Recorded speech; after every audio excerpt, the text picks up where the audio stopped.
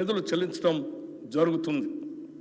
మా ప్రభుత్వ హామీల్లో మరో ముఖ్యమైన 2 హామీలు గృహజ్యోతి మరియు 500 రూపాయలకే వంట గ్యాస్ సిలిండర్ సరఫరా.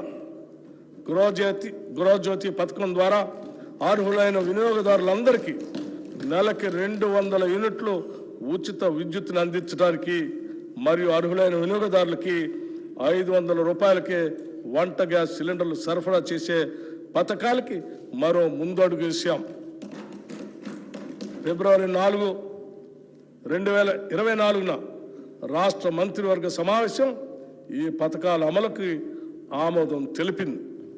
త్వరలోనే తగిన విధి విధానాలు రూపకల్పన చేసి వాటి ఫలాలను ప్రజలకు అందించడం జరుగుతుంది.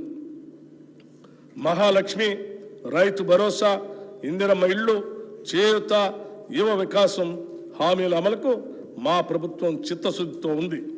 వాటిని వీలైనంత త్వరలో అమలు చేసే సంకల్పంతో ఉన్నాం.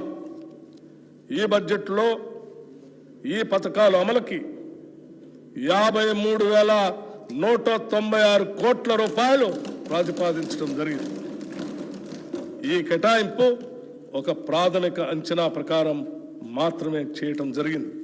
హామీలకు సంబంధించిన విధి విధానాలను రూపొందించే పని ఇంకా కొనసాగుతున్నందున అది పూర్తయిన వెంటనే అమలుకు అవసరమైన